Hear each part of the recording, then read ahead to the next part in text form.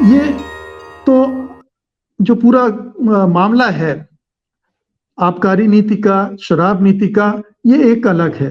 Corruption हुआ है नहीं हुआ है ये अदालत तय करेगी, लेकिन एक पॉलिटिकल एजेंडा साफ साफ हम लोग पिछले कुछ समय से देख रहे हैं। इस पॉलिटिकल एजेंडा को आप किस तरह से देखते हैं? इसका एजेंडा आखिरकार है क्या? क्या चाहती है मोदी सरकार और भारतीय जनता पार्टी?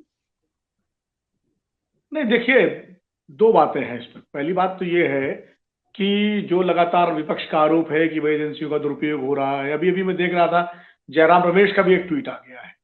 पहले तो कांग्रेस के दिल्ली प्रदेश के अध्यक्ष अनिल चौधरी ने मनीष सिसोदिया की गिरफ्तारी का स्वागत किया और उन्होंने ट्वीट में ये भी कहा कि अरविंद केजरीवाल को भी गिरफ्तार होना चाहिए। इस तरह का ट्वीट उन्होंने कल किया था, या शायद आज सुबह किया होगा।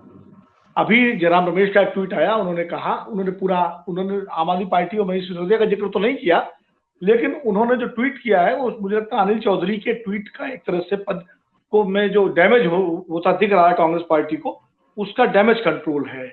और वो ट्वीट ये है कि INC India has always held the believe that institutions like ED, CBI and income tax department have become instruments of political vendetta and harassment under Modi सरकार। These institutions have lost all professionalism. Opposition leaders are selectively targeted to destroy their reputation. यानी एक तरह से उन्होंने अपने दिल्ली प्रदेश के कांग्रेस के अध्यक्ष के बयान का, और लगातार जो प्रवक्ता कांग्रेस के दिल्ली वाले जो बयान दे रहे थे सुबह से, उसको एक तरह से उस पर रोक लगा के और वो जो डैमेज कंट्रोल करने की कोशिश की है। क्योंकि जिस तरह से एक विभाजन हो रहा था इस पूरे मुद्दे पर कि शिवसेना आम आदमी पार्टी के साथ खड़ी है, अखिलेश यादव आम आदमी पार्टी के साथ खड़े हैं, तेजस्वी यादव आम आदमी पार्टी के साध खड़े हैं, तेजस्वी का मतलब नीतीश कुमार भी आम आदमी पार्टी के साथ खड़े हैं, ममता बनर्जी भी है, तो विपक्ष और कांग्रेस अकेले, तो कांग्रेस वो अलगाव नहीं चाहती है। इसीलिए जयराम रमेश का ट्वीट आया है। और ये एक तरह से भूल सुधार जैसे होता है ना कि हम लोग वो देते हैं कि भूल सुधार, तो भूल सुधार है ये जी। अब मैं आता हूं, आप जो सवाल किया कि मंशा क्या है, दो चीजें हैं इसमें।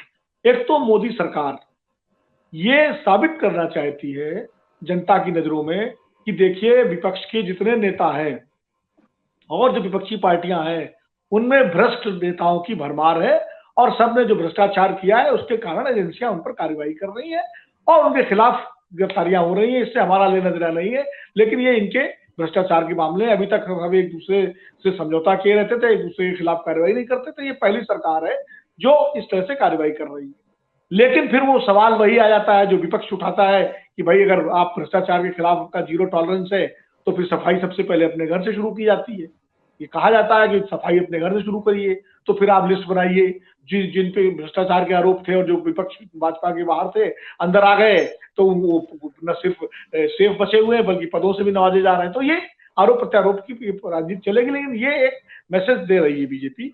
और अपने खास करके जो उसका समर्थक वर्ग है उसमें देखिए, भाजपा का जो समर्थक वर्ग है वो बड़ा कई मामलों में कट्टर है। कट्टर इन द सेंस कि वो बहुत ही ज्यादा प्रतिबद्ध है। कट्टर भी आप कि वो हिंदुत्व को लेकर के, और हिंदुत्व के साथ जब वो दूसरों पर को न सिर्फ दूसरे दलों को न सिर्फ हिंदू विरोधी बल्कि देश विरोधी और भ्रष्टाचारी भी साबित करने में उसको मजा आता है कि देखिए ये, और इस तरह के जो मामले हैं वो उसको जो है मदद करते हैं। और आम आदमी पार्टी क्योंकि वो ईमानदारी के मुद्दे पर लगातार चुनौती दे रही है भारतीय जनता पार्टी को, और अरविंद केजरीवाल ने ईमानदार से आगे बढ़ के कट्टर ईमानदार एक शब्द क्वाइन किया है नारा कि हम कट्टर ईमानदार, आप ईमानदार अगर हो गए तो हम कट्टर ईमानदार हैं।